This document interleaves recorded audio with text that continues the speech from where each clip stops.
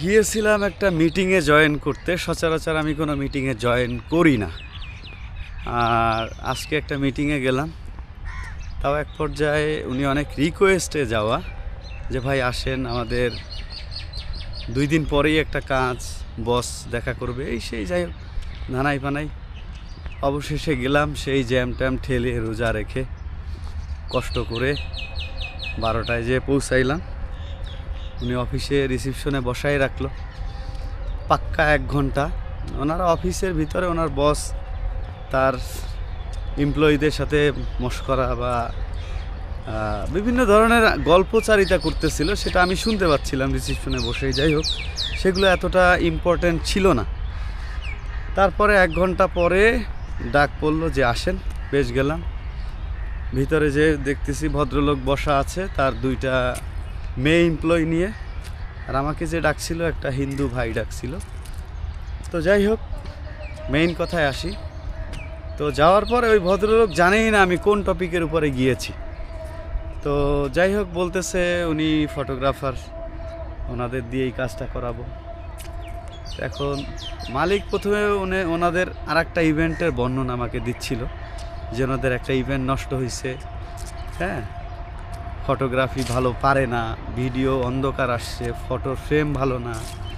যাই হোক, ওর থেকে উনি ওনার মোবাইল থেকে ভালো ছবি তুলতে পারে। আমাকে ওনার এই বর্ণনাগুলো দিচ্ছিল, তো আমিও শুনতেছিলাম। তারপরে উনি ওনার বাজেটটা বলতেছিল যে ওনার বাজেট ছিল কত বা কত টাকা দিয়ে উনি করাইছে ফটোগ্রাফি এবং ভিডিওগ্রাফি। উনি 5,000 টাকা দিয়ে করাইছে অনলি।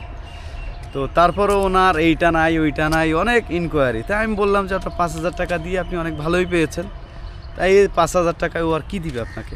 তো এটা বলায় ভদ্রলোক একটু মাইন্ড করেছে। যাই হোক, তারপরে এখন উনি বলতেছে তুমি আমাকে না জিজ্ঞেস করে ওনাকে কেন ইনভাইট করেছো।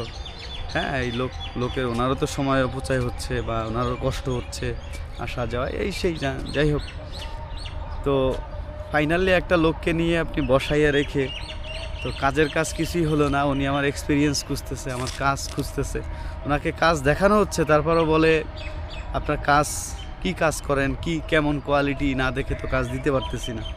ও মজার আর একটা ব্যাপার যেটা বলতে ভুলে গেছি, প্রথমে ঢোকার সাথে সাথে বললো, ওনার মেয়ে এমপ্লয়ীদের দিকে তাকাই উনি বলতেছে আপনি আসছেন ভালো হয়েছে, ক্যামেরা 2-1টা ক্যামেরা স্যাম্পল নিয়ে আসতেন।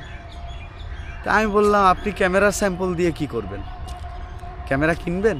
আপনি তো কাজ করাবেন, আপনি দেখবেন আমার কাজ। ক্যামেরা স্যাম্পল দেখে আপনি কি বুঝবেন? আপনি তো আর এই সেক্টরের না।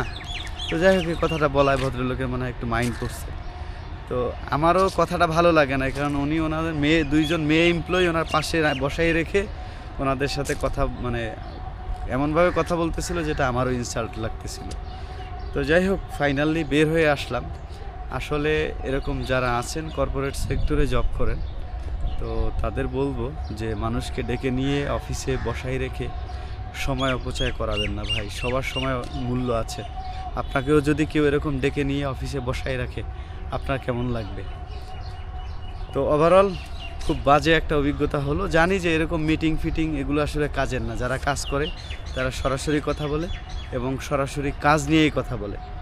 মিটিংয়ে ডেকে কাজ করা অমুক সমুক এগুলো করে। তো সবাই ভালো থাকবেন। আল্লাহ হাফেজ।